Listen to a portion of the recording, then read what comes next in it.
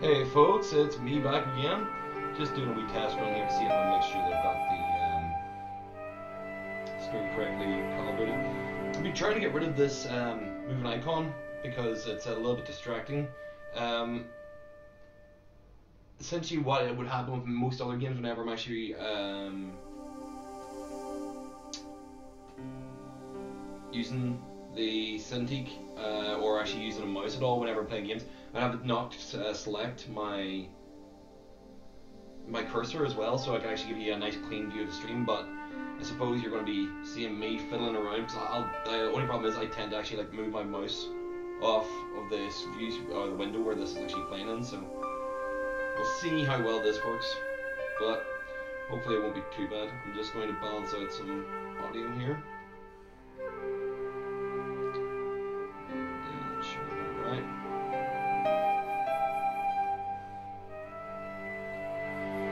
The cool thing I actually noticed is the little option here, purchase music, built into the actual game. It's kind of cool. The soundtrack to this game is gorgeous. I mean, as you can hear, you've been probably listening to it for a short period of time now, but it's nice.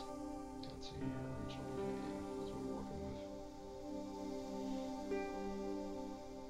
So we haven't Broken Sword, Shadow of the Templars. I don't think got a HD remaster or anything. It just got content added that was actually done with either original assets or assets that were unused originally. I think that's what it was mostly. They added a bunch of touch puzzles because I remember the first time I tried this version was on Paris, city of love, romance, and dreams. So they say. I used to say it too. But ever since that day, the day of the murder, I've always associated my beloved Paris with death.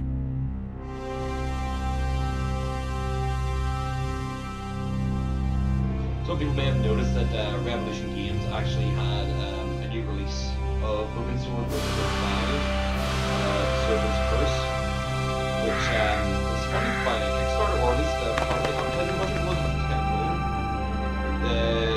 I was actually, I missed out on that Kickstarter myself. I would have actually jumped on this if I had known it existed, but you know, it's one of those things where I just wasn't on Kickstarter at the time. People hadn't told me or I didn't know the game that way. So this is the way that pulls it back in. It's notice there Dave Gibbons. Dave Gibbons was the artist on Watchmen and many other great amazing comic books. That's you forget things like that whenever I actually go back, but this game feels kind of like taken for granted. Such a good game.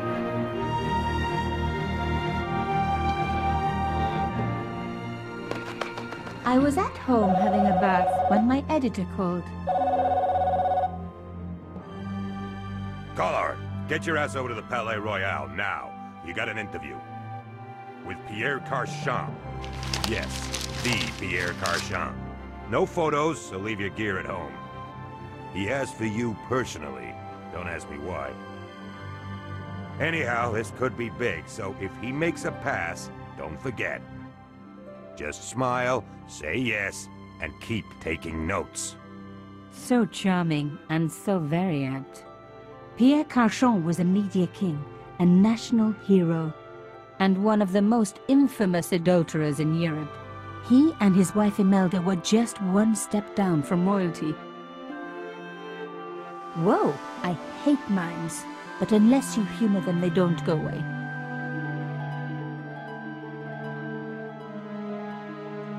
Here I was, the palace of the Media King and the Ice Queen. I pressed the doorbell and set in motion a chain of events which would change my life forever. Yes? What is it? Madame, my name is Nico Collard. I'm here to see Monsieur Carchon. Come up, we're on the first floor.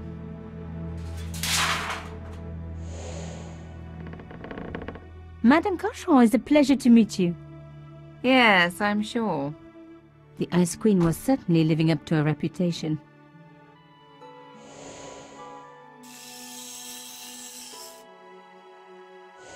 Will you be staying for the interview? Mademoiselle, I know little of my husband's business affairs, and I care even less. I certainly have no intention of watching him pore over yet another pretty little journalist. pretty. You're too kind, madame. Ah, the talented and very beautiful Mademoiselle Collard. Such a pleasure to meet you at last. Monsieur Carchon, I am honored. Oh, I'm sure you are. Call me Pierre, please. But I do not flatter you idly. I was a friend of your father. He was a great man. My father, he never mentioned. He and I were very close. And then his death. So tragic. I must... Imelda, your damned cat's in my study again. Another Ming vase, I suppose. Excuse me for one moment, my dear girl. You journalists are getting younger each year. Perhaps it's the rest of the world getting older, madame. That was no cat. My God, what? Monsieur Carchon!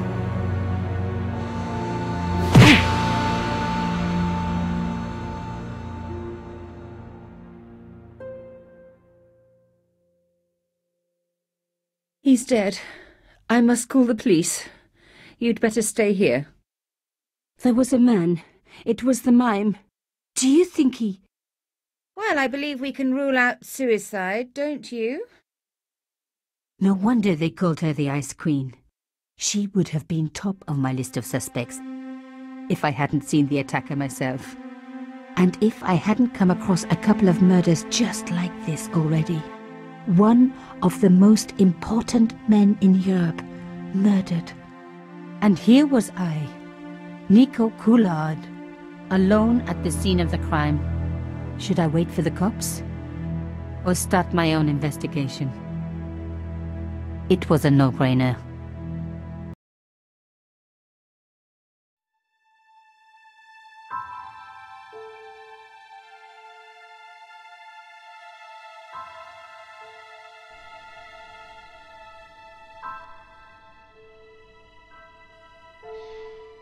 Just bring down the sound a little bit so I can actually be able to hear myself, while you guys can hear me. So yeah, the game, of course, actually is a bit an old school point and click, which is going to be so much easier just with me using the pen whenever I'm going through this. If I end up getting stuck in this whenever I go through, make sure to just kind of jump in, make a wee post in the chat or something. But I'm pretty sure I can remember most of this game.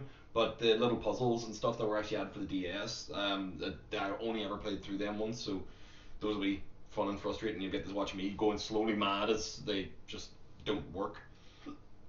Which was kind of nice. Speaking of don't work, whenever this game originally came out, whenever the game originally came out, there was actually a bug in some of the versions. In fact, you know what it was? It was a Game Boy version as well. The Game Boy version of Broken Sword 1 actually had a game-breaking bug in it that ended up essentially pretty much making your game unplayable, so you couldn't get past a certain point. You got stuck in a loop conversation over and over again. Pretty sure that was out in the GBA, rather than actually on any of the original release of it. Probably GBA would have been the first time it would have came out on the portable consoles. So anyway, here we go. Click on the briefcase, open your inventory and display objects that you're carrying. Diary icon to access the diary, question mark to get puzzle hints and interface help. We're going to try and avoid using this because like you saw that I had a continued save. Whenever you use the puzzle hints, yeah, they'll be cryptic at first, and then they'll literally just flat out tell you what it is, so you end up turning this game into like essentially a motion movie. Or try to remember exactly what combination or what way you had to go to get into the door or whatever. Spanner icon to save and restore the game and adjust settings. Well, hopefully we won't need to save because we're planning to try and do this in one sitting. So let's rock and roll. So yes, let's investigate the body. Mimes and guns don't usually go together, but I had an idea that this was no ordinary mime. I'd come across this murderer before and written about him. The costume killer, at least that's what I'd called him.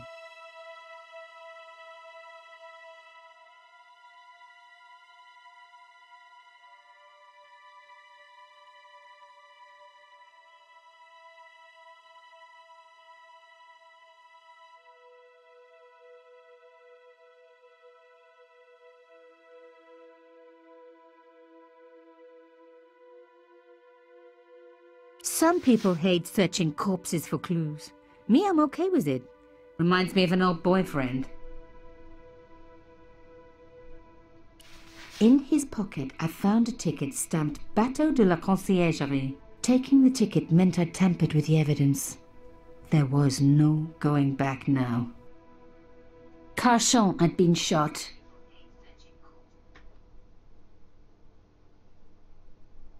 I closed his eyes. It was the least I could do for the poor fellow.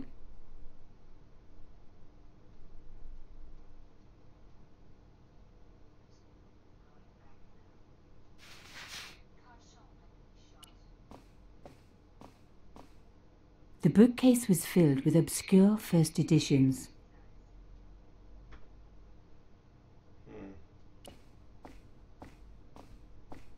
A bust of Pierre Carchon, humble servant of La France.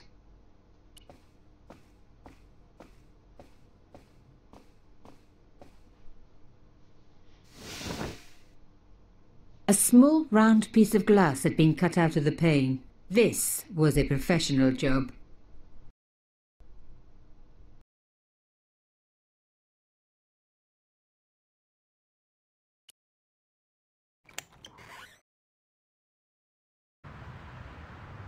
The killer must have used a ladder to reach the window. He was long gone. Guess he folded that ladder up, popped it in his pocket and took it with him. I didn't want to cut myself and leave blood on the glass. Call me old-fashioned, but I like to keep my DNA to myself. Pierre Carchon.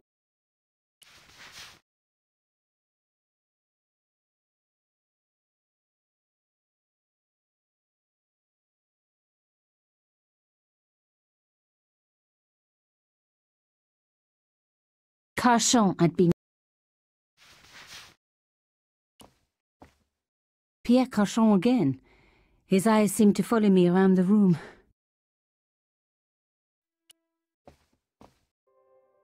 The police could turn up at any minute. Somewhere there were clues to the murder, and I needed to find them.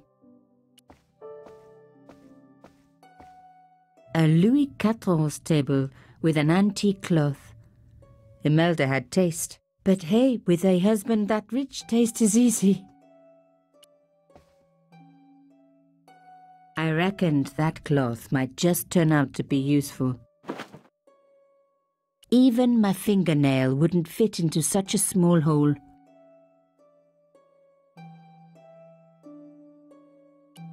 A medieval... the tapestry. It was a tube of acrylic... Just the colour I was after for my bathroom. I'm sorry, I have to go. Someone is... Young lady, what are you doing? Oh, this paint. It's my favourite colour. For God's sake, keep the damn stuff.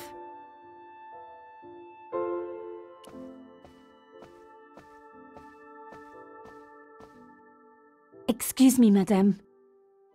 Yes? I am so sorry for your loss, madame. No, you're not. You're a journalist. Journalists don't feel sorry. Not true. We shall see. How did your husband know my father? I have no idea. You didn't know him? Thierry Coulard? Pierre knew a lot of people I didn't know, most of them women. Why did your husband send for me? What did he want to discuss? I have no idea. His business was his business. He never told you anything? No, and frankly, I preferred it that way. Why would a mime want to kill your husband? Pierre had plenty of enemies. Half the husbands in Paris for a start. This is quite a scoop for you. I suppose you're already inventing the headlines. Just because I am a journalist. Don't patronise me. You're all cut from the same cloth. Do you have any moral sense at all? Yes, that's why I do this job. You do it to see your name in print. As if. My editor gets the byline, I just do the work. Well, don't expect my sympathy. The police will be here soon, madame. Is there anybody you would like me to contact? Family, friends? No, I have no family. Pierre and I were... He was all I had, really. Not much, was it? The dutiful wife, That was my role. He never talked, never let me in. I know one thing, madame. What? If you want to find out who killed your husband, then you let me do the job, not the police. Why? How do I know I can trust you?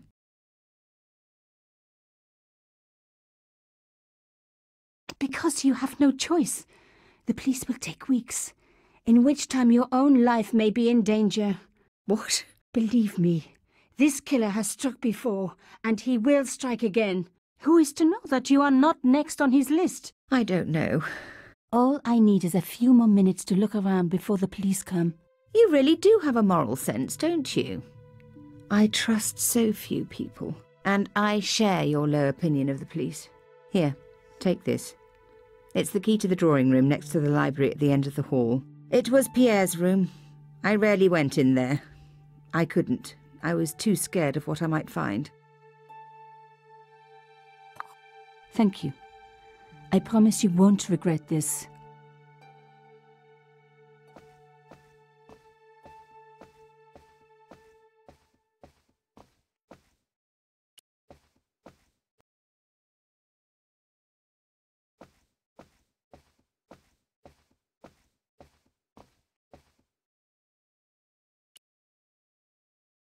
Pierre Carchon was...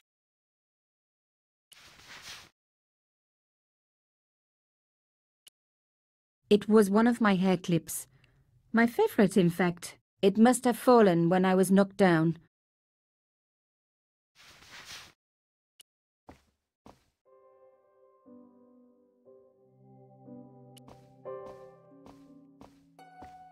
A magnificent antique table.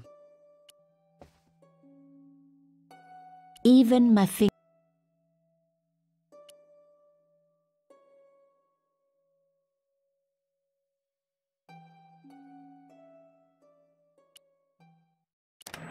Aha! Nico, you are just so damn good at this stuff. Instead of comforting Imelda, I was ransacking her flat. Why?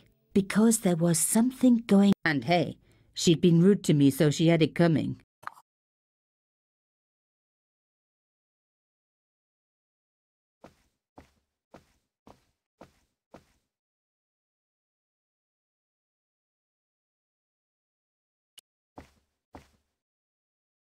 The door was locked.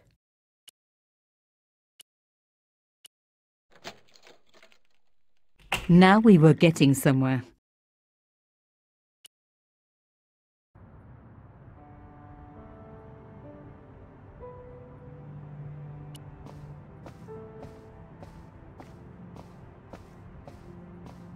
As expected, the desk was yet another priceless antique. Yawn. The blotter and in tray had clearly been placed with mathematical precision.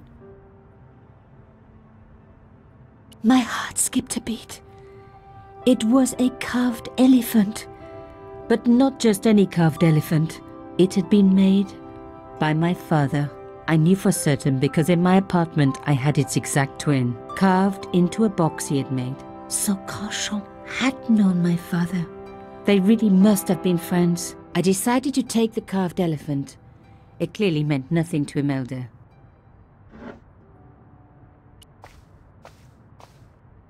I didn't need a sheet of blotting paper. Not while it was blank.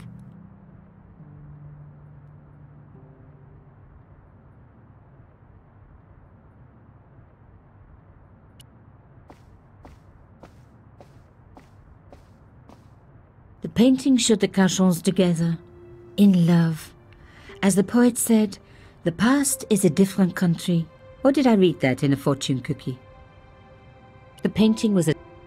There was the very faintest of clicks.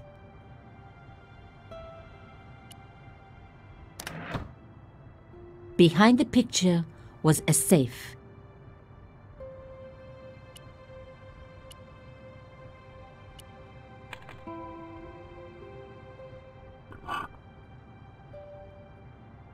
In the safe was some kind of artifact.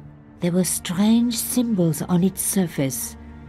It looked like the printer's blocks I'd made at art school. If there was one thing I'd learned about symbols, They are always important. But these symbols scratched into stone were impossible to read. I needed to find a way of printing them. At least the stone was round. But what could I use for ink? And what could I print on? Sure, I was stealing, but I knew Imelda didn't know about the artifact, and Carchon was past carrying.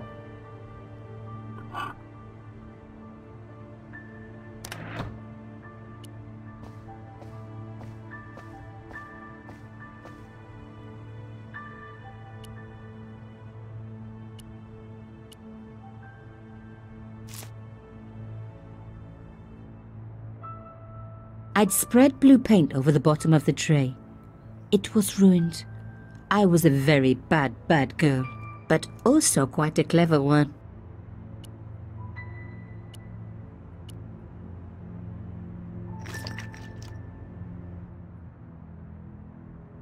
I rolled the artifact in the paint until it was completely coated.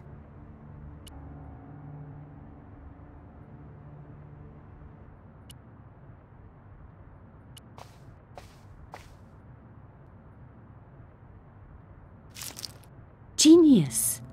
The roller and the paint worked just as I planned, but what did it say? It was some kind of coded message. It read, "Sub judice." I may not have learned a lot as a journalist, but that was a term I knew well. It means a legal case that is before the courts. Below it was a sequence of letters that made no sense. I suddenly realized there was a connection between the boat ticket and the coded message. The boat ticket was stamped Bateau de la Conciergerie. The Conciergerie on the Ile de la Cité, by the river, housed the ancient law courts. So, sub judice could in this case mean literally under the law courts, below the Conciergerie. I was pretty sure I'd found all I could here. And besides, all this opulence was making me pine for my regular life of poverty. This was a huge story. It was also one heck of a puzzle with a lot of pieces missing. But I was going to crack it. And if I could just remember the name of that fancy prize you get for being an ace journalist, I was definitely going to win it this time.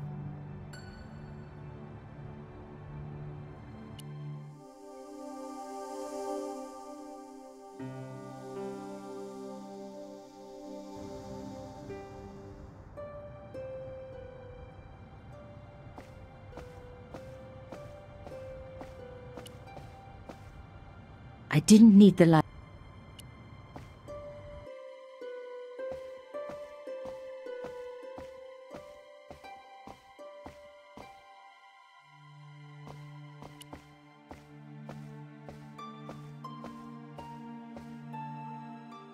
Did you find anything useful?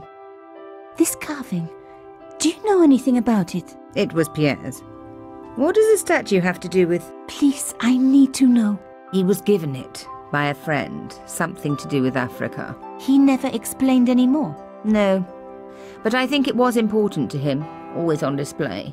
Why? It was carved by my father. Oh, I see. I didn't know. Imelda, I will do everything I can to find the killer. Thank you, my dear. And if the police ask... Don't worry.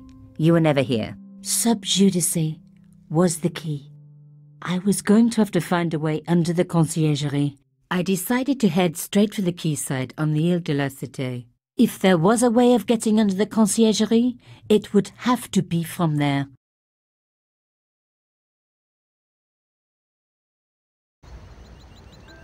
Carchon wasn't the type for messing about on the river. He was up to something down here. Something that got him killed.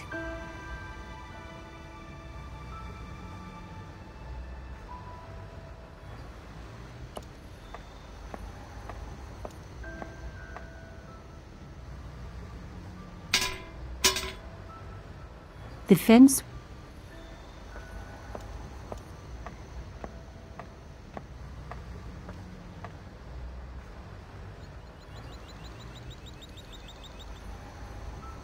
I might just comment on the fact that pretty much this entire section of the game is, in fact, the additional part to the game. Nico's story wasn't really told in the original game. It was only George Stobart's story that was really told.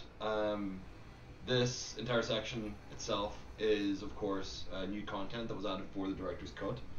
You'll be able to tell whenever we move across to the original stuff, because there is actually like a visual difference between the art style or the actual drawings of the time, because these are a little bit more designed for a higher resolution that you'd have on normal screens now, while the older one does still look quite blocky and sharp edged.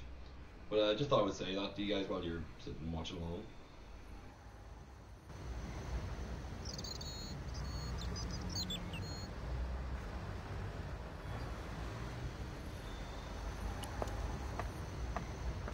The cross looked familiar. I'd seen it before. It was embroidered on the lace cloth I'd picked up at Carchon's apartment. I knew I was on the right track.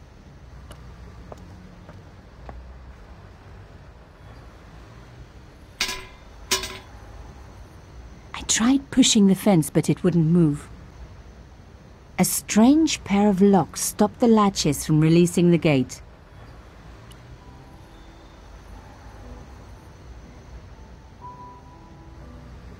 So yes, moving block puzzles. This is going to be interesting.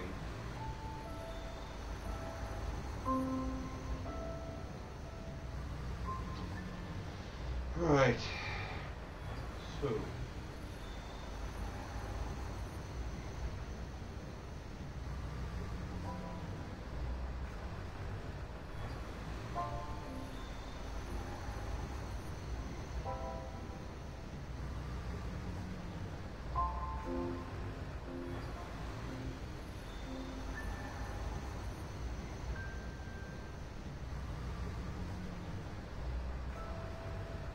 So yeah,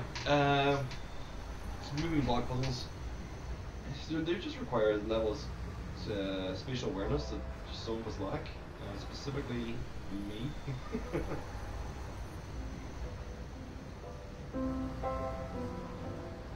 Sure, this requires something a bit more depth than what I'm capable of, but.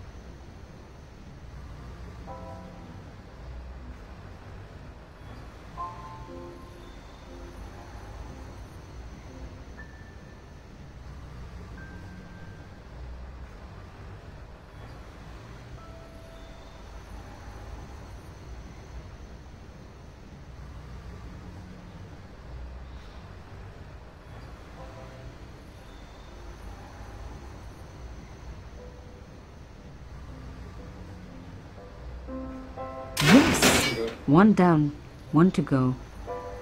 I made that more complicated than I really needed to, didn't I?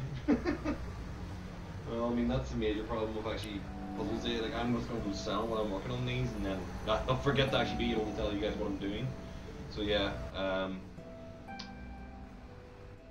don't worry. I will focus on the puzzles and see if we can get through these a little bit quicker.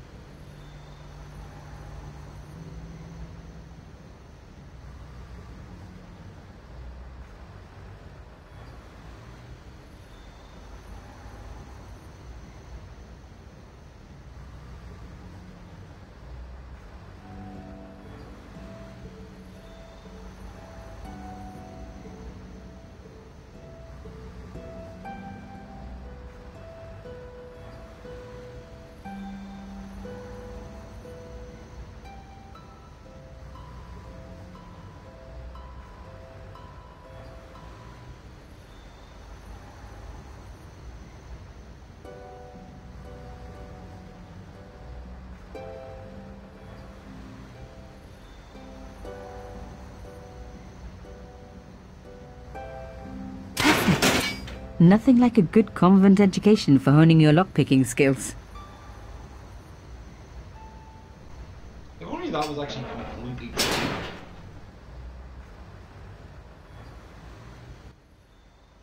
Well, actually, the sensitive implication of that is either she was handcuffed a lot, or she raided pantries.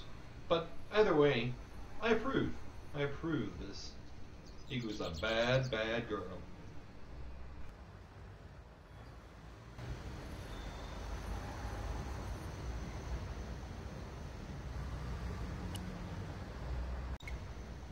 For a room full of junk, that was one very sophisticated lock system. This place was definitely fishy, in more ways than one.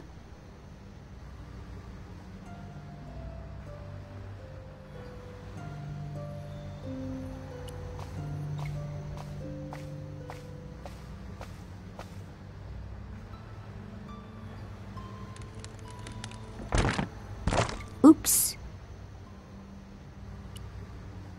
An old shell case. I wondered what that was doing there.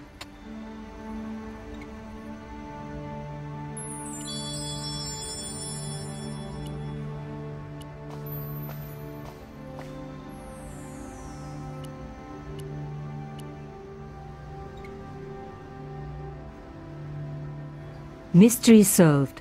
Carchon's stone cylinder slotted into the hole with a satisfying click.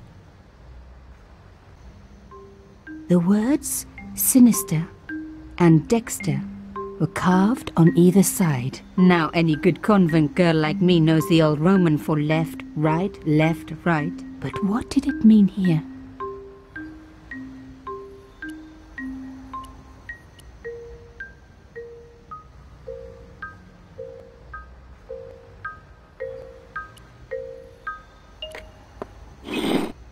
A satisfying click told me I turned it to the right position.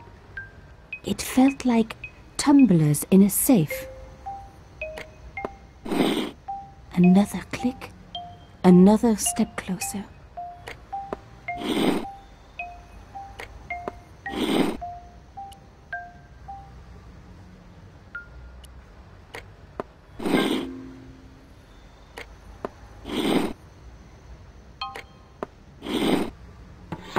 I love the sound of locks clicking open.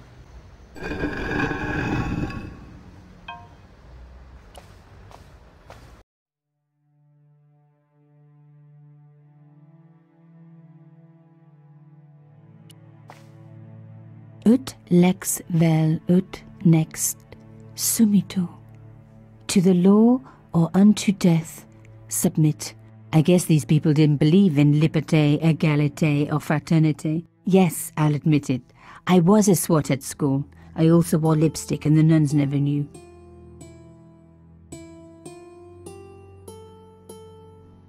Well, you mean wear lipstick and not know it was because she just went for a really nice, beautiful, natural shade?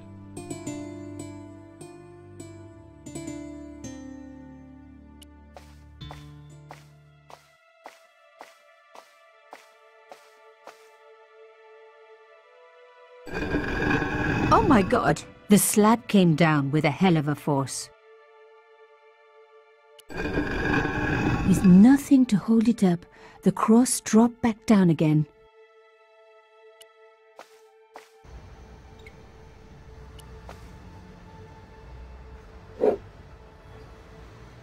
I removed the stone cylinder.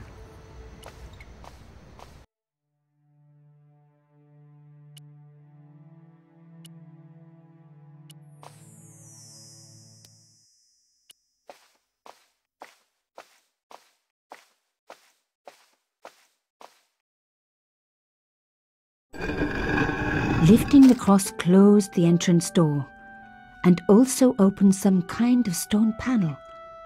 Ingenious.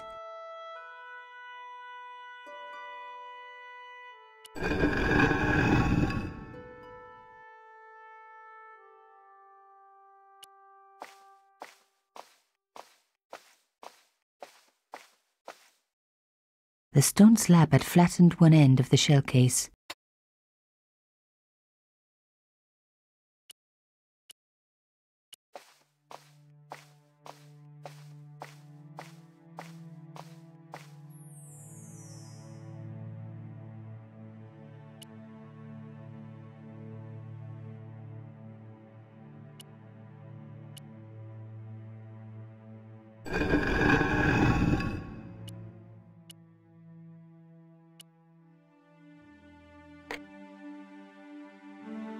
The stone cross was propped up. Now I was getting somewhere.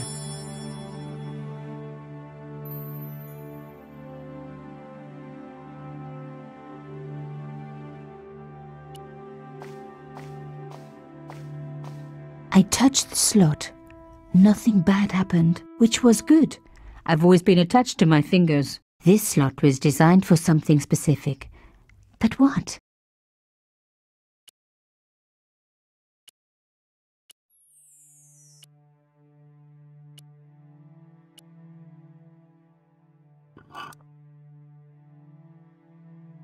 The artifact slotted into the hole perfectly. Behind the old walls, I could hear some kind of mechanism groaning into life, but whatever had been triggered had now jammed.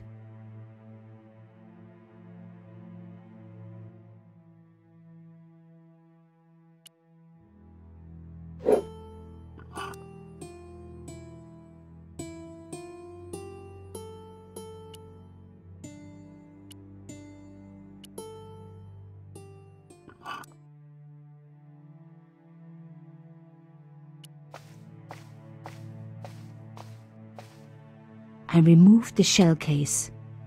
The cross didn't drop back down. Some kind of mechanism was holding it up.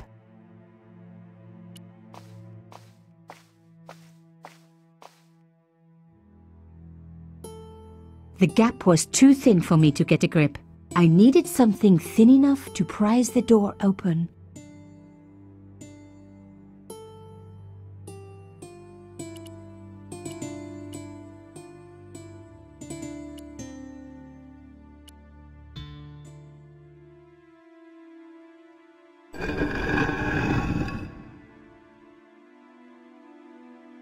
Another good use for a shell case. Another secret room.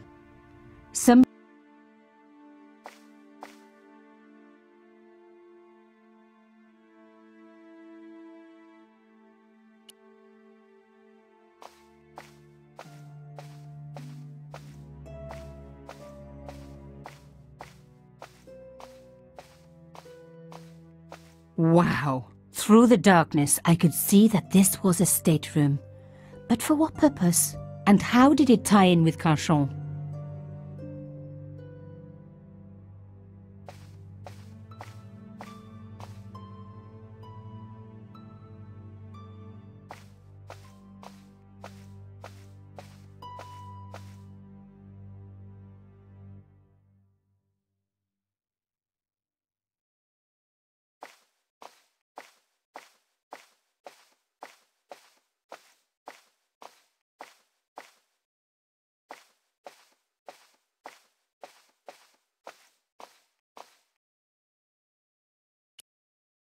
Amazing! The thing still worked. The room lit up bright as day.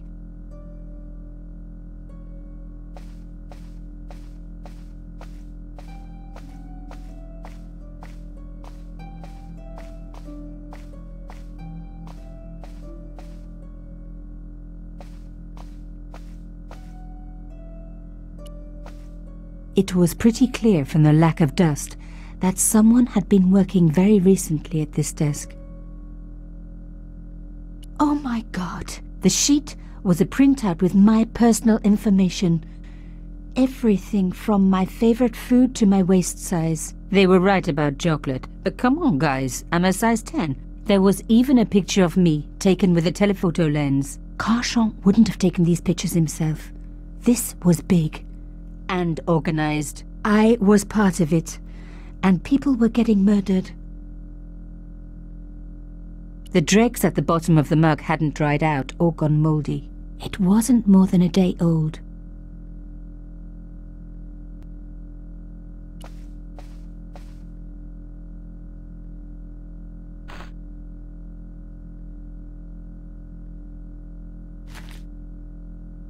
Inside the drawer, I found a note written in some kind of code.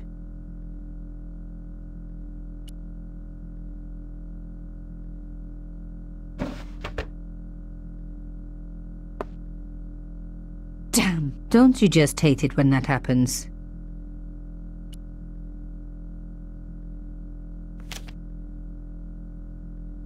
A photo, long lost, had fallen down the back of the drawer. It was very old, but there was no mistaking the guy in the foreground. Carchon.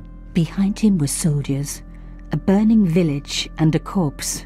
The photograph was cropped on the right-hand side. Somebody else in the picture obviously didn't want to be in it anymore. I wasn't surprised. This was Africa in the 60s. An uprising was being brutally suppressed. And here was Mr. Media himself, Carchon, doing the suppressing. The photograph was not just powerful evidence. It was also my ticket to one explosive story. But there had to be more for me to discover. The drawer had come out easily enough.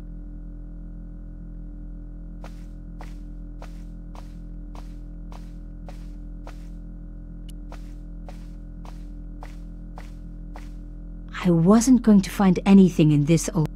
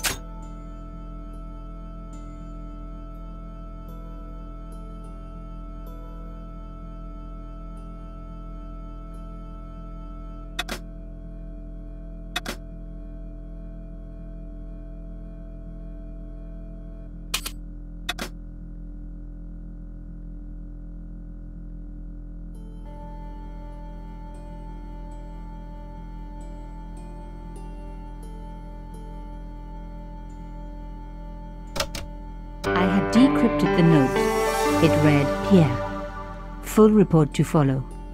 But this is too urgent to wait. Arno and Yamada both dead. This is not a coincidence. Indeed, it seems that all of us who came together in July are in danger. Take great care. X.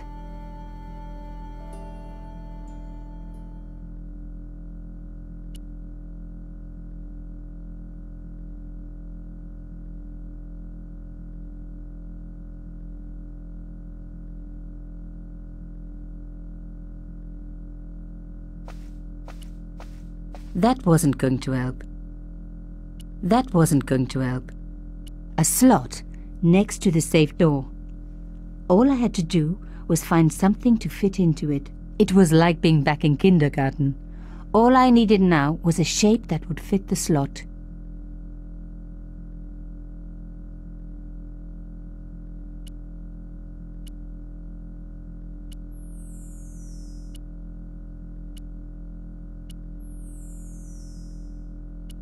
A door like that always has something important behind it. I had to find a way to unlock it.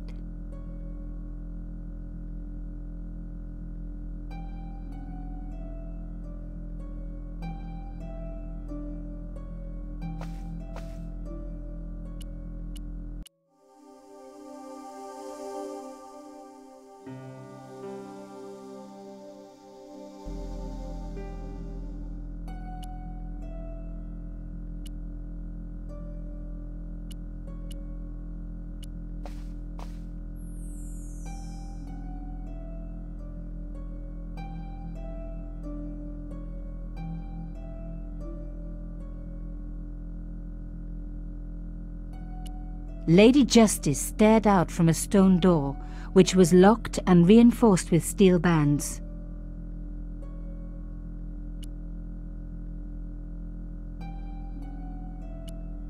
Rolling out the painted cylinder had given me a print of a secret message. It read, Sub Judice. Below it was a sequence of letters, S, D, S, S, D, S, S. The cloth was embroidered with an unusual symbol.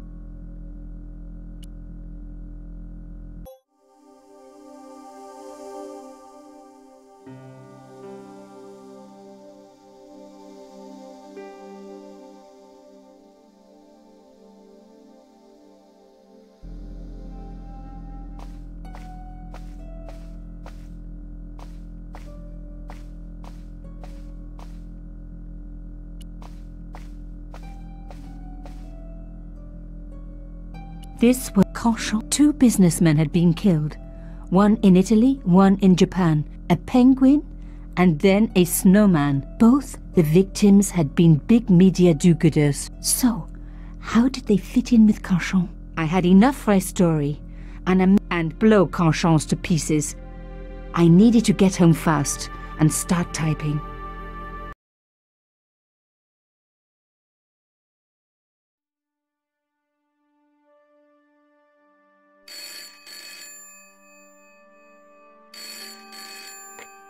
Bonsoir, Collard. Nico, it's Ronnie. Hey, Ronnie, you cracked open the champagne yet?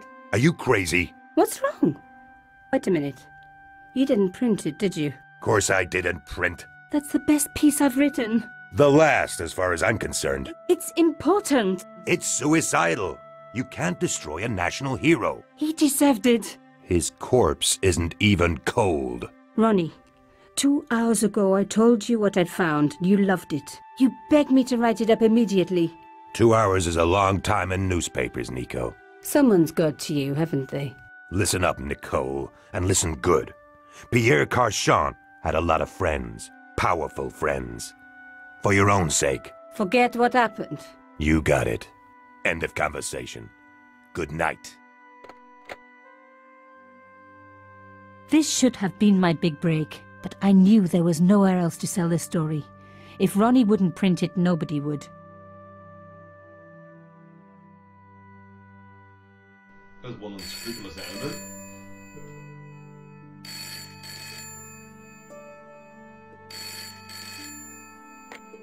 Bonsoir, Collard. Mademoiselle Collard, my name is Plantard. I need to talk to you about your story.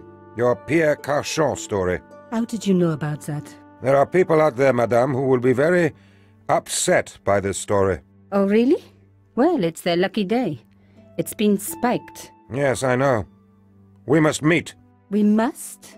I have information relating to your costume killer stories. Tomorrow morning, 8 a.m., Café de la Chandelle Verte, Rue Alain Court. I shall be wearing a grey overcoat. You must talk to no one about this. You can't tell me what to... Tomorrow at 8. I'll be waiting. People complain about newspaper articles all the time, but not usually before they're printed. I was beginning to feel scared. This guy, Plantard. Could I trust him? Should I meet him or forget the whole business? I didn't have an answer.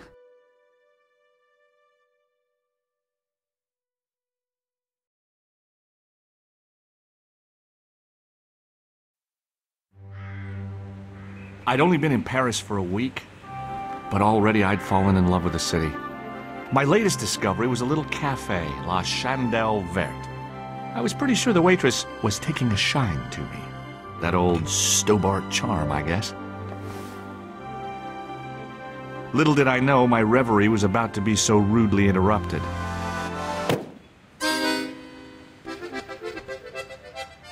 Fuck you, clown!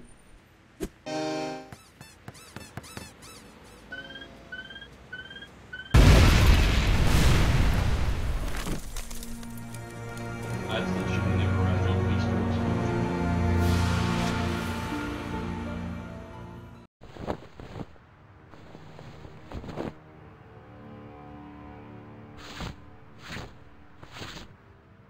As I picked myself up, I was really angry. One minute I'm on vacation, the next minute some clown's blown me up. I knew right away what I was gonna do. I was gonna find that clown and bring him to justice. Because justice matters. Justice is up there with liberty, and equality, and, fraternity. After all, that's why I'd studied law, wasn't it? Well, that and the money, of course. Wow, I forgot how much of a dick George Stobart is. Well, yeah, as you may have noticed, we've transitioned off of Nico's story and on to George.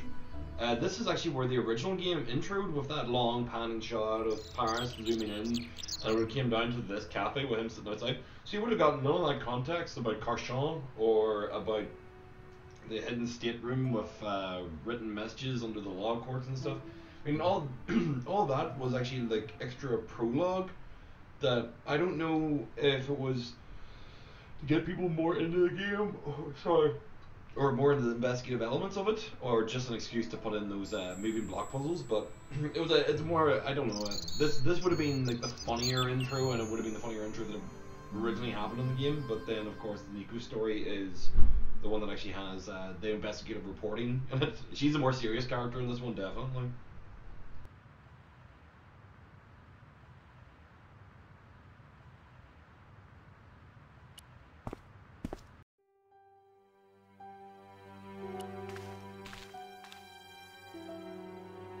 The sight of the dead guy's staring eyes turned my knees to jelly. I tried not to meet his stare as I searched the dead man's pockets. No wallet, no papers, no credit cards. The guy's past was a blank page.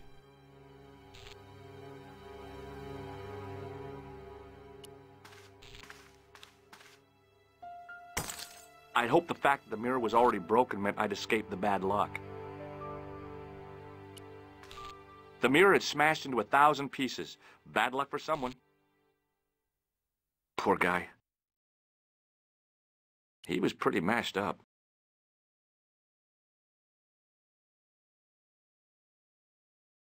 I needed a stiff drink, but I hated the taste of brandy.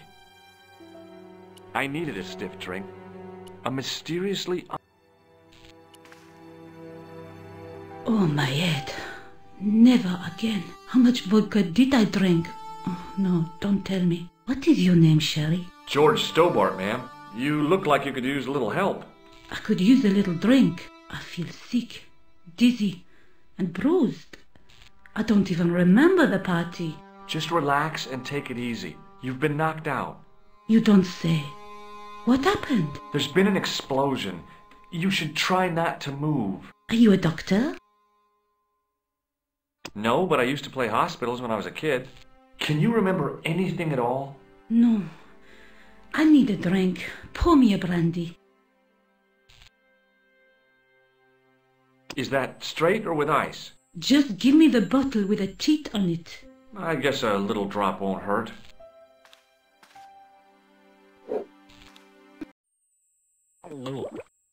The audio is a bit odd on That's this. better. She knocked back the brandy as if it was water. I was glad I wasn't picking up the check. It's kind of like the some of the dialogue has been modified, or like that kind of like muddied echo noise. I've heard that before, and I've heard it whenever I've been working on audio stuff before. Just kind of like you tweaking it and normalizing it and balancing it out, and it starts to sound a little bit. That's a bit weird. The fact that it's actually happening in this as well. Maybe they actually didn't even re-record lines. They were just using the literal original dialogue, which is kind of cool. It's a nice touch, rather than actually having to go and re-record the whole thing. Hey, wake up! She didn't respond. If I wanted another cappuccino, I'd have to serve myself.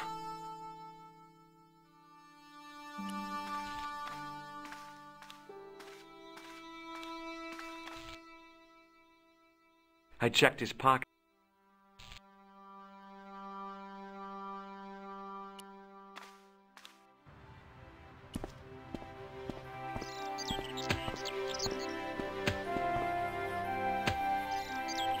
Freeze! Hold it, right there. Whoa, don't shoot. I'm innocent. I'm an American. Can't make up your mind, eh? I demand to see the American consul.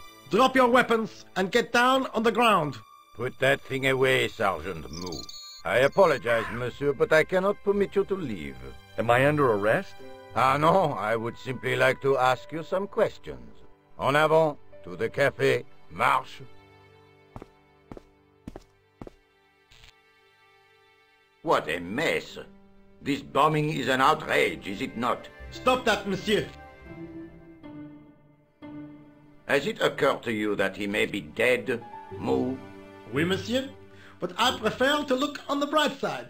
Besides, I recall a case where the killer escaped by feigning death. However, in this case, the man is quite dead. Examine the girl and take her statement, if you can. Et maintenant, to business. Your name, please? George Stobart. I'm from California. And what brings you to Paris, Monsieur Stobart? Travel. I'm touring Europe. You chose well. The city is most beautiful at this time of year, no? Yeah, I guess so, apart from the bomb blasts. Were you in the vicinity of the cafe at the time of the explosion? Yeah, I was sitting out on the sidewalk. I was lucky I wasn't killed. The inspector passed over my remark with no reaction. Did you see the deceased enter the cafe? Yes, I did. Was he alone? Yeah. And did he say anything to you? No, he was more interested in the waitress. Did you see anyone else in the cafe? Yeah, there was a guy dressed as a clown. He was carrying an accordion. An accordion? Bon. The picture is forming in my mind, and it is not a pretty one. Is the girl all right, Moo?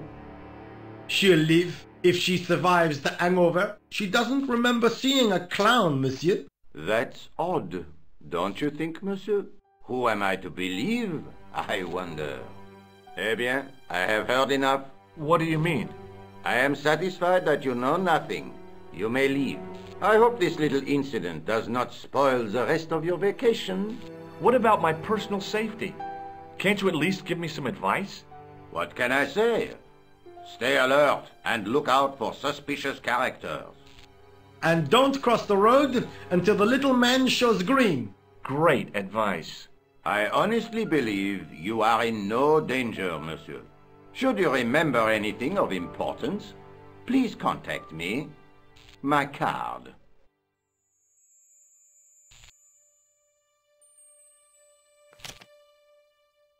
Thanks. That is all. You may go. There's not much to go on, monsieur. On the surface, no.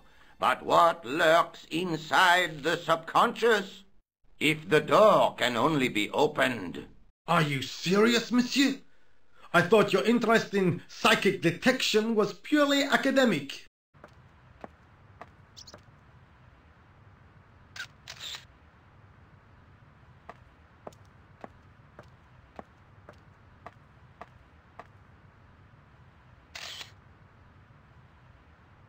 Excuse me, mademoiselle? Hi. My name's George Stobart. Oh, an American by the sound of it. Yep, that's right. On vacation in Paris. Some vacation, huh?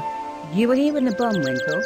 Sure was. Sat right out in front of the cafe. Did you notice a middle-aged man, maybe 60, with a hat and overcoat? I couldn't believe it. She hadn't even asked how I was feeling. Yeah, he went inside just before the bomb exploded. You weren't related to him, were you? Oh, no, nothing like that. I'm Nicole Collard from La Liberté. What is that, some kind of nightclub? Oh, no, it's a newspaper. You're a reporter? I'm a freelance photojournalist. Say, you could interview me about the bombing. An eyewitness account, minutes after the outrage that shook the whole of Paris. You know, real-life drama, human interest, that kind of stuff. I'll just stick to the facts, thank you. Did you see who planted the bomb? I know it sounds crazy, but he was dressed like a clown. A clown? It's him again. Have you met the clown before? It's a long story. I have plenty of time. I don't. Who was the guy you were supposed to meet? His name was Plantard.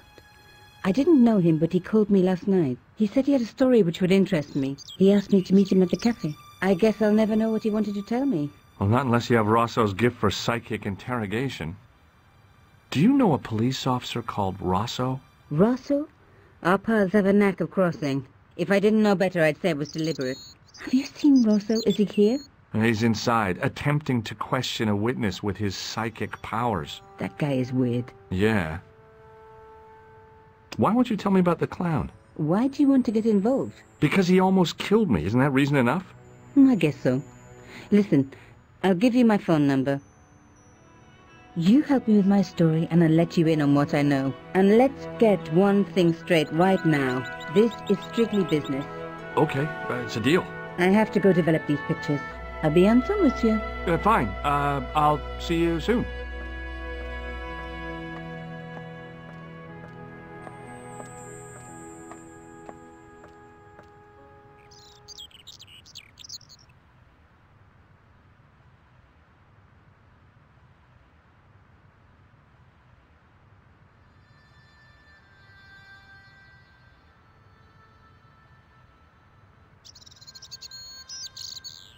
Sergeant Moo? Ah, Monsieur Stobart. That's correct.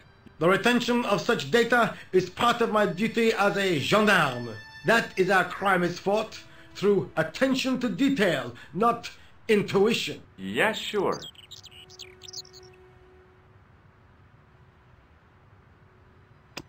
Look, Sergeant, the inspector gave me his card. Yes, monsieur. He wants you to advise him if you have any information concerning this case. Well, I'd be glad to talk with him, but I don't want him working his psycho weirdness on me. Ah, no, monsieur. You are confusing the science of parapsychology with witchcraft. Oh, yeah? What's the difference? We don't do sacrifices. See you later, Sergeant.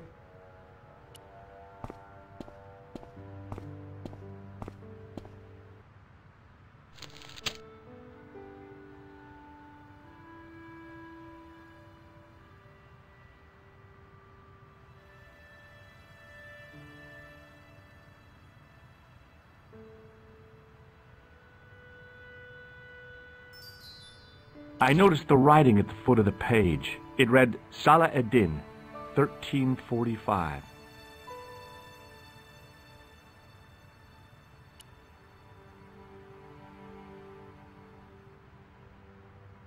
The leading article. The big story was about the brutal murder of a French media magnate, shot down in cold blood. The guy oozed confidence, like a regular French statesman.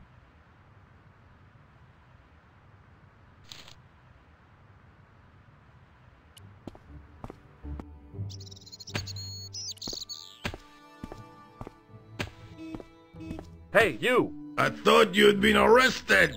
No, it was a misunderstanding. When he pulled that gun, gah! I thought that was it. Those automatics pack quite a punch, you know? He made a mistake. He thought I was a terrorist. You? A terrorist? Ha! He was only doing his duty, I guess. Would you like to read my newspaper? I haven't got time to read that. Can't you see I'm busy? You could read it on your lunch break. 10 minutes is all I get. And if my boss had his way, I wouldn't get that. He'd have me on a drip, so I didn't have to stop to eat. Oh, take the newspaper and quit complaining.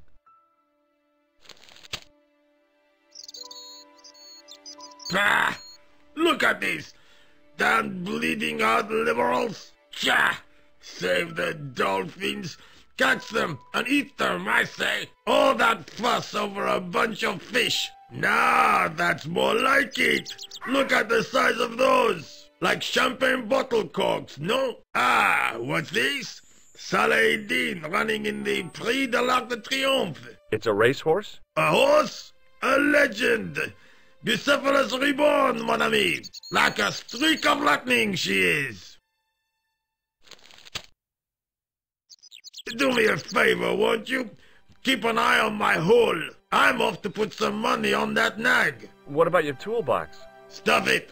Help yourself. It's been the last time somebody actually ended up asking me to keep an eye on their hole. Wasn't exactly very, very welcoming either.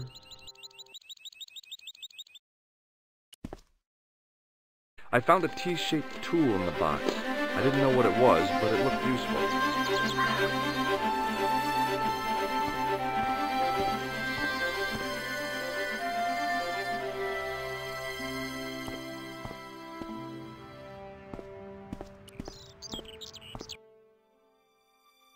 The clown had fled into this alley, but there was no sign of him now. I was intrigued by Nico and what she could tell me about the explosion.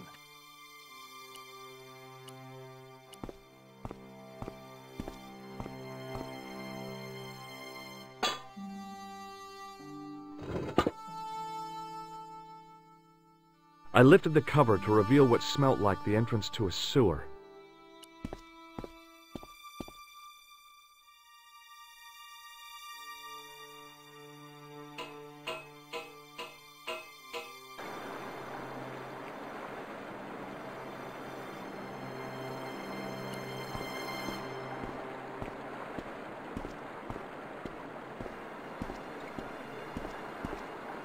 As I picked up the plastic ball, I realized it was the clown's red nose.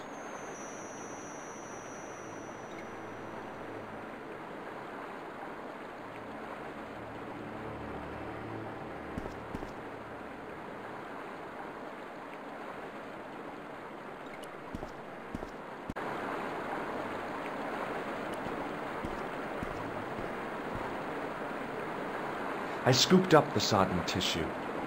It was cold and greasy, like breakfast leftovers.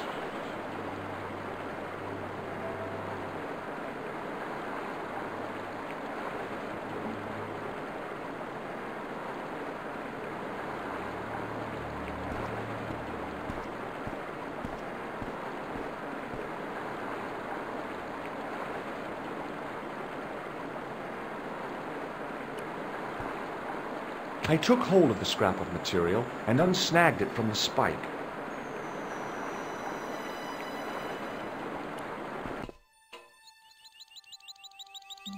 Hi there. Hold it right there, you sewer rat. I knew you'd come back. And now I've got you. What are you talking about? You're trespassing. Come out of there, immediately. That's what I'm trying to do. Give me your hand. You won't catch me with tricks like that.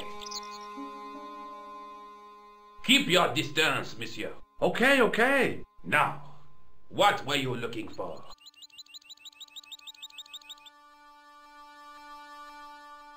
I was looking for a clown. Ridiculous. Do you really expect me to believe that? He planted a bomb in the cafe and blew it up. What? The cafe? Blown up? Mon Dieu, that is awful. And you say the person responsible was dressed as a clown? That's right. He blew up the cafe, escaped into the sewer, changed his clothes, and came up here. Ah, mon Dieu! Then, the man I chased, do you think that man and the clown are one and the same? Well, yes, it had crossed my mind. Ah, that still does not explain what you are doing down the sewer. For all I know, you are in league with him. Oh no, I'm just a tourist. Haha, most tourists are content with the Eiffel Tower, the Louvre, or the Pigalle. I didn't realize my waste pipes were such an attraction.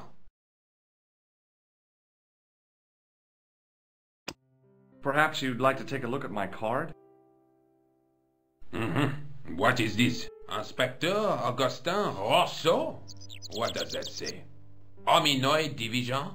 A homicide. I think the ink's smudged. Then you are not a tourist. Okay, I'm not. I lied to you, and I'm sorry. Don't apologize, monsieur.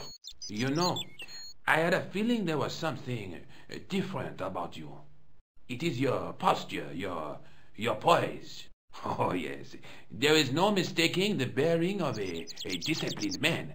And I should know. I was in the army, you know. When I was your age, I was fighting for my life in the African desert. How can I help you, Inspector?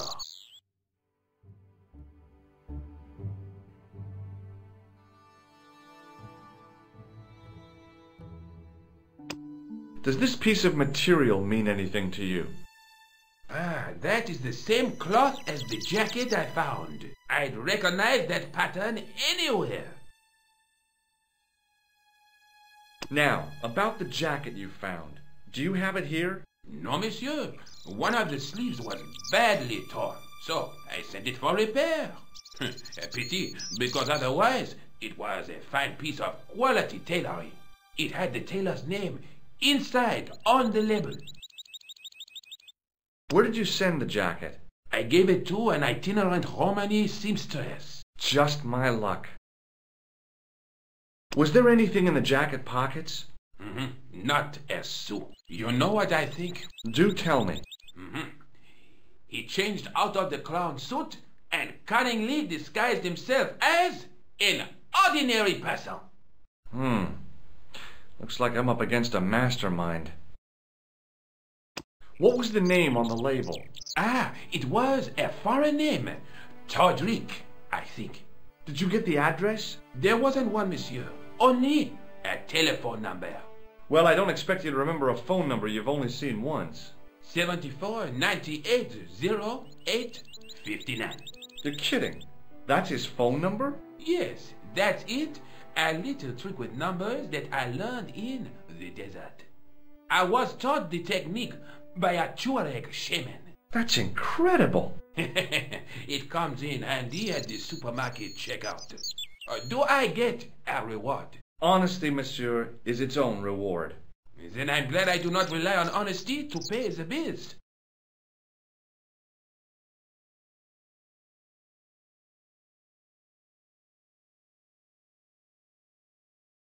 I have to be going. Thanks to your help, the citizens of Paris can sleep a little easier tonight. Vraiment? I was only doing my duty, monsieur. Good luck, Inspector. I hope you catch that killer soon.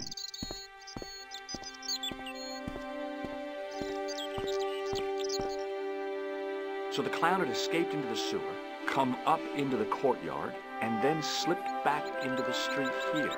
Now, it wasn't much, but it was more than the cops had got.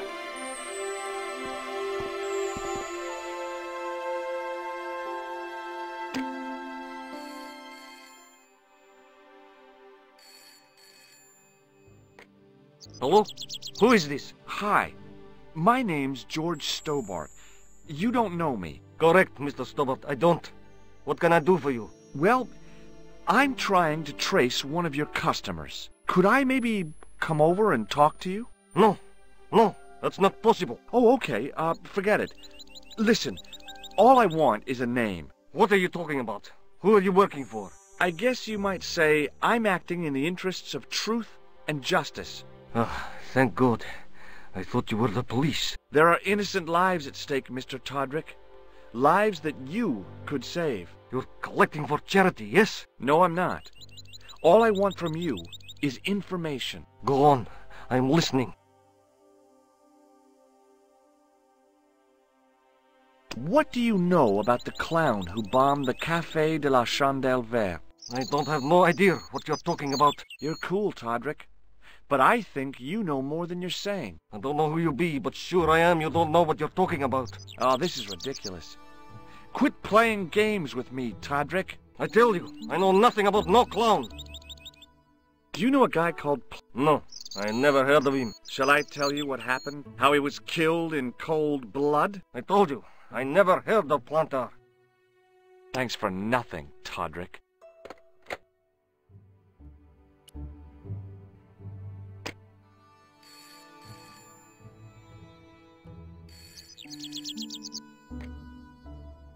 Hello, Nico Coulard. Hello? It's George. Ah, oui.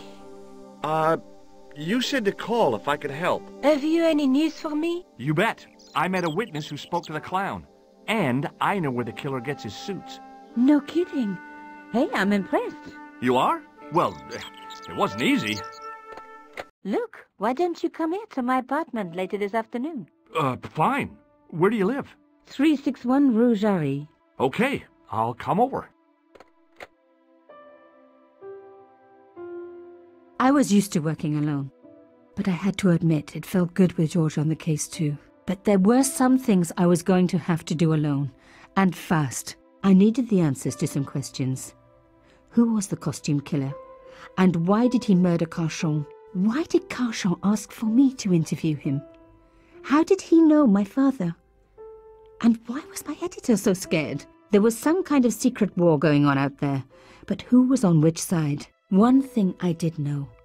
I wasn't going to get the answers sitting at my desk.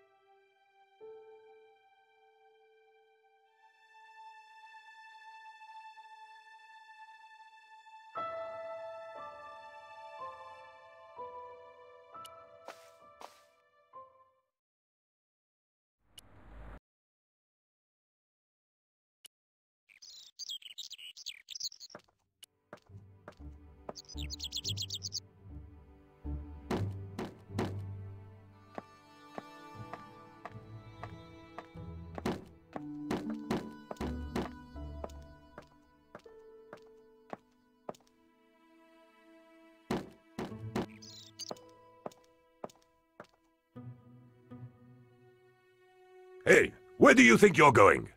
I wanted to see the crime scene for myself. It's too dangerous. I am under strict instructions to stop gossip mongers and vandals from getting in. But I'm a journalist. Exactly. Didn't you hear what I just said? What if I told you I was from the insurance company? I'd ask for your ID. Oh.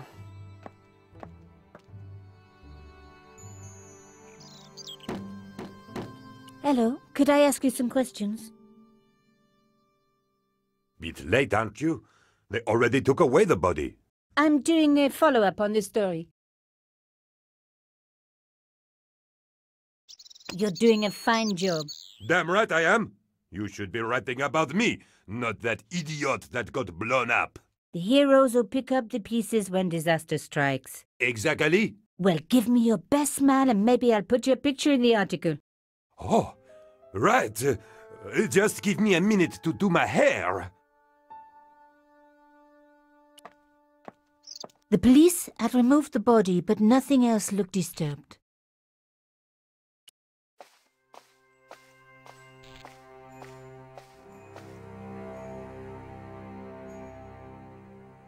A panel had been blown away, revealing a gap. From this angle, I could see that something had been lodged in the gap behind the pipes.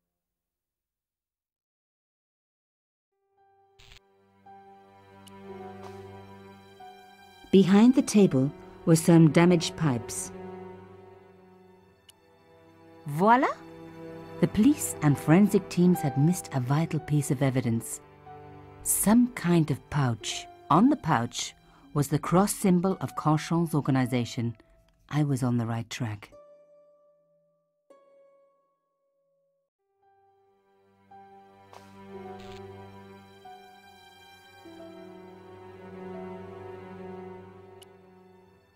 On the pouch was inside the pouch were two items, a strange metallic artifact and a letter in some kind of code.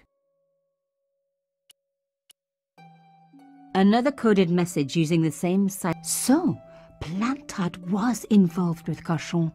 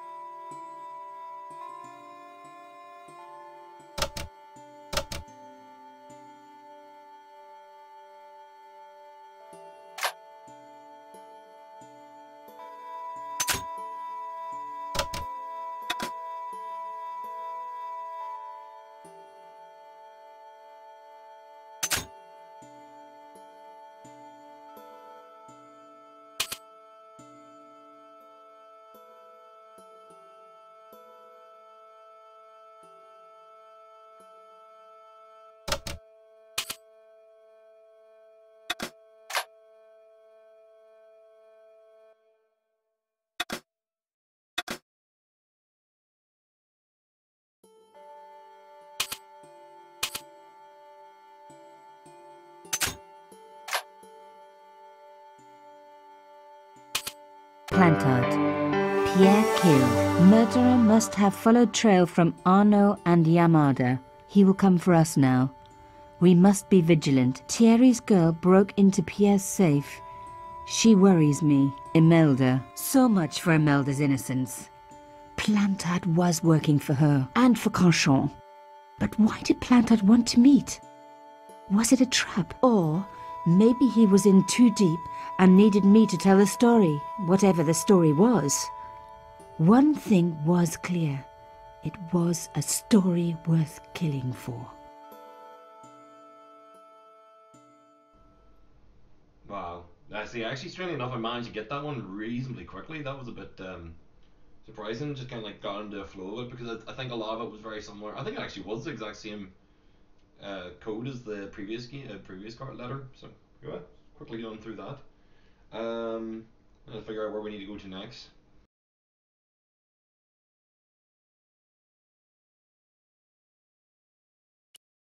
The artifact had a sword laid across scales. There was a picture of Lady Justice on the locked panel, in the room below the conciergerie.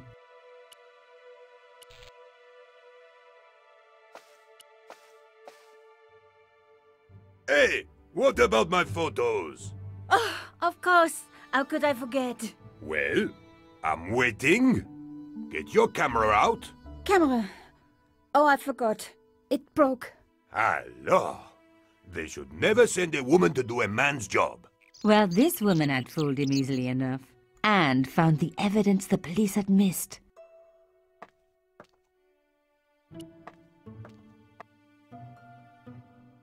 The strange metal artifact I found in Plantard's pouch had pointed back to the quayside.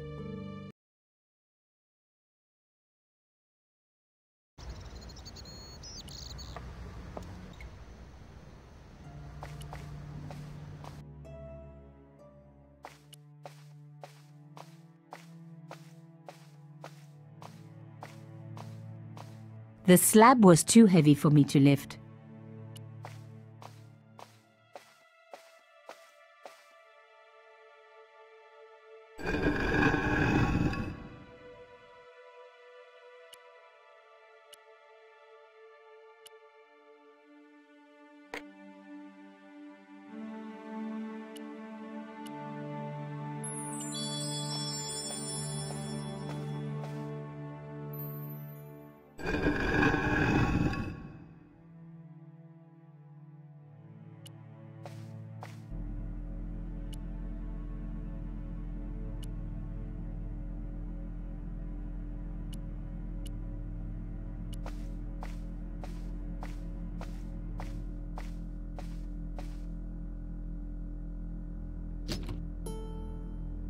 Plantard's key fitted the lock, so he must have used this place too.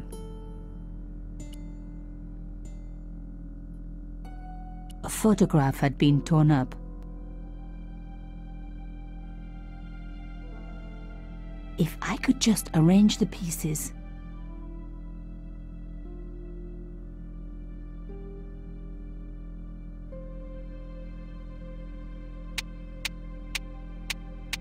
Oh my God, it can't be.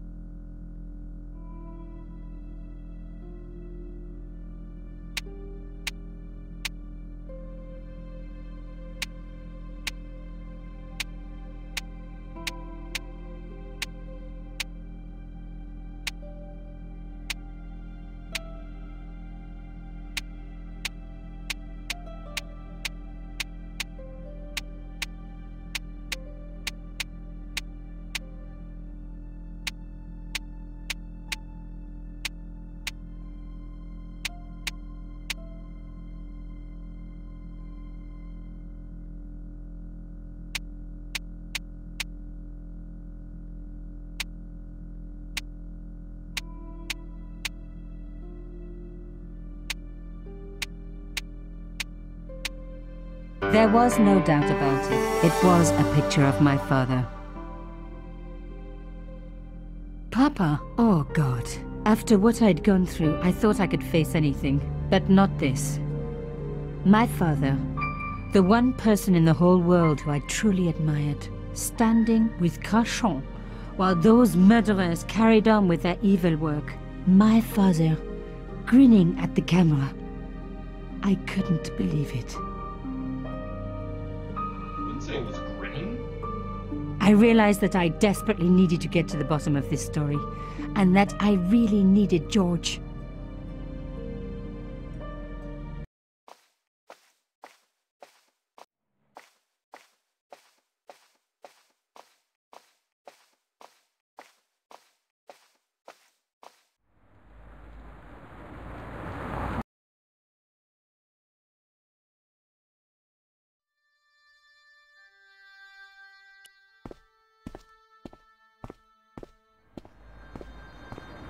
Oh, hi. Bonjour, monsieur. Would you like me to foretell your future? No thanks. I'm very good. It only takes a minute. Thanks all the same, but I'm not superstitious. Besides, if it only takes a minute, that's not much of a future to look forward to. Do you know a young woman called Nicole Collard? Yes, I do. She lives upstairs from me in the apartment block across the street. The door isn't locked, but you'll need to give it a gentle nudge. It sticks, you see. Because of the dam. The landlord said he'd fix it before winter sets in. He's been saying that for 3 years. See you later. That's right, monsieur. You will.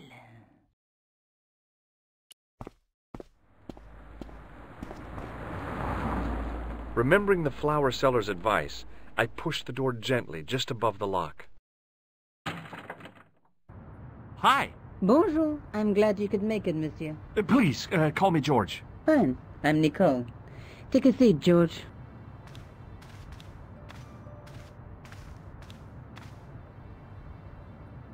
Eh bien? And what have you been up to? I've been exploring the sewers underneath the cafe. I thought I could smell something bad. The clown used the sewer to escape and to change out of his costume. I guess he was in a hurry. He left his jacket behind. And? I got his tailor's phone number. You had better luck than I did. Luck, she said. Luck. Hard work, I'd call it. What happened? My editor told me to drop this story. Can you believe it? But you're not going to do that. Oh, no. I'm going to find out what's behind these killings. It just doesn't add up. It almost feels like some sort of conspiracy. The police in 3 different countries have kept very quiet about the murders. The press don't connect them at all. They blame them on political, religious, or militant minority extremists. Well, that covers just about everyone. I found this false nose in the sewer. Hey, what's this inside it? The contents of someone's nose? Don't be cross, George. It says La Risée du Monde. Masks and costumes. It's a costume shop near the Gare Saint-Lazare. I'll check it out. Maybe the owner remembers who hired the clown costume.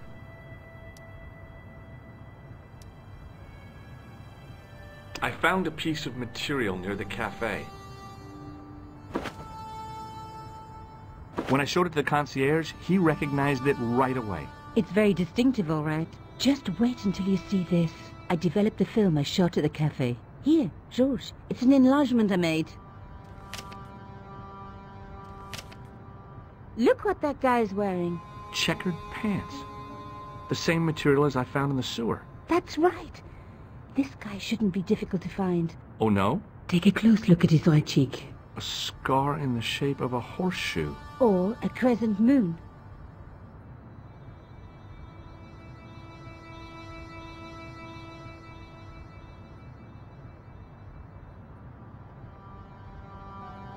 How come you enlarged this photograph of me? Because I noticed the guy behind you, of course. I have to go. Okay, I'll see you later.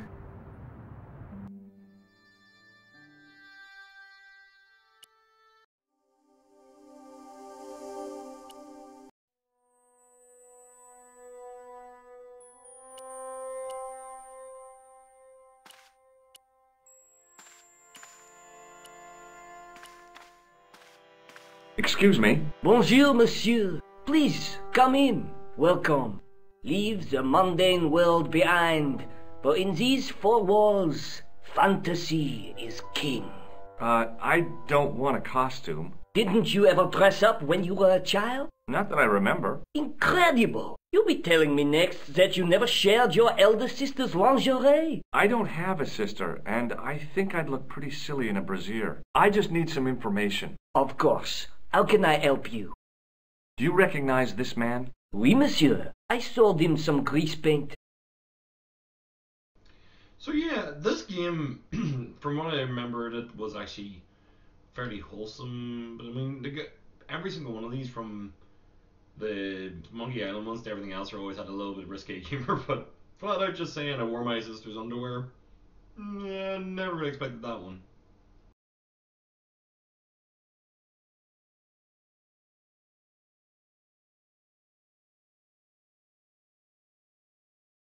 I'm looking for a man who hired a clown costume from you. Oui, monsieur. I do not see how I can help. Don't you keep a record of costumes that you've rented out? Of course, monsieur, but...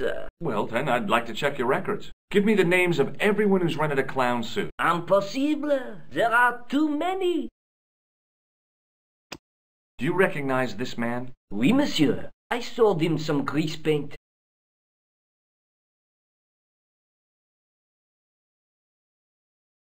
Does this dirty tissue mean anything to you? Let me smell that.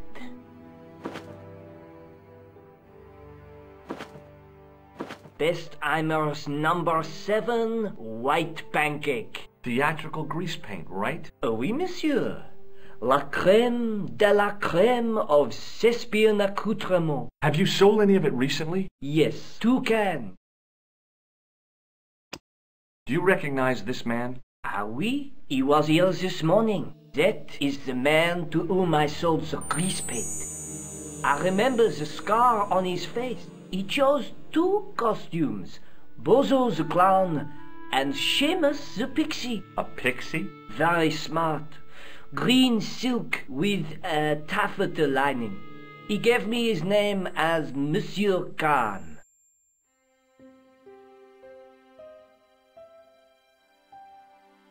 Thanks for your help, buddy. My pleasure, monsieur. Allow me to shake you by the hand. Huh? Well, okay.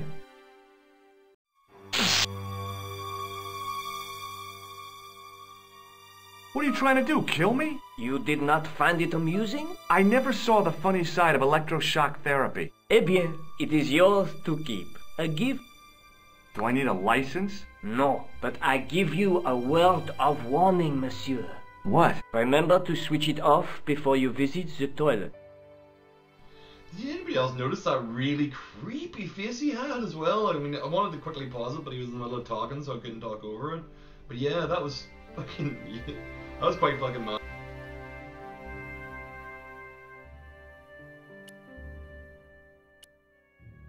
Oui, monsieur? Do you want this red nose back? Not after it's been worn, thank you. Thanks for your help, buddy. My pleasure, monsieur.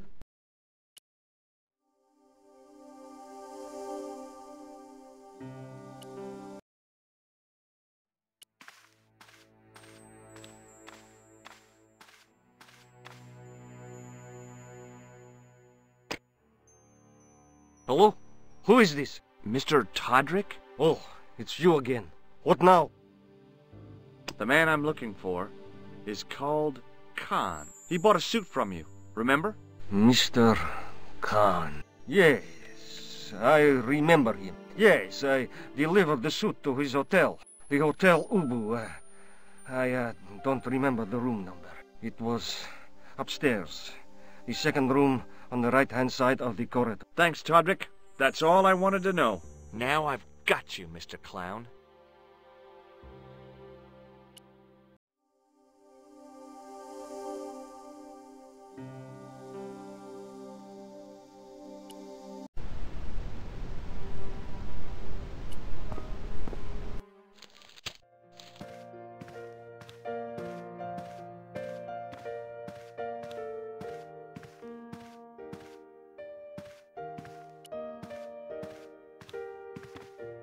Excusez-moi, monsieur.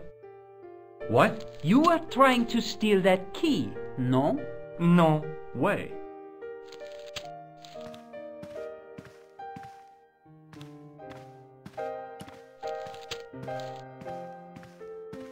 Hi there, ma'am. Well, hello. What can I do for you? I'm looking for a man. You disappoint me, my dear. For one foolish moment I thought... But never mind. Aren't you going to tell me your name? George. George Stobart, ma'am. How sweet! I once had a stable boy called George. I am Lady Piermont. The common reaction is to kneel and stutter, but it's not obligatory. A real lady? I mean, you're an honest-to-God aristocrat? Oh, I don't know about that. Few of my ancestors are honest, not even to God. I can trace my family back to the Normans, but don't let that intimidate you, George. Beneath that impressive pedigree, I'm just flesh and blood. The blood may be blue, but the flesh is the plump beef of old England, so to speak. You appear distracted, George. Is there any way I can help you? I don't know if I'm being hit on or being examined.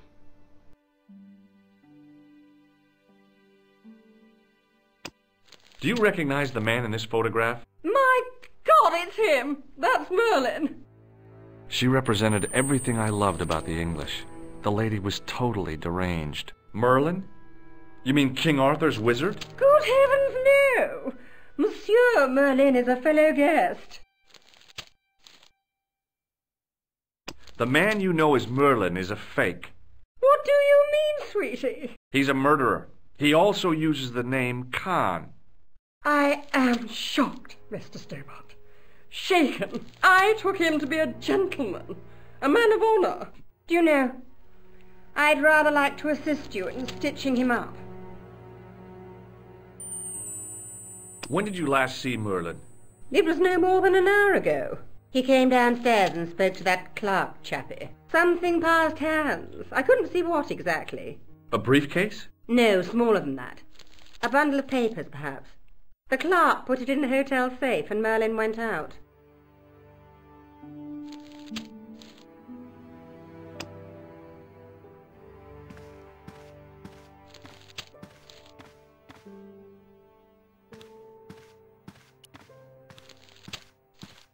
Hanging from a brass hook was a key and a plastic tag.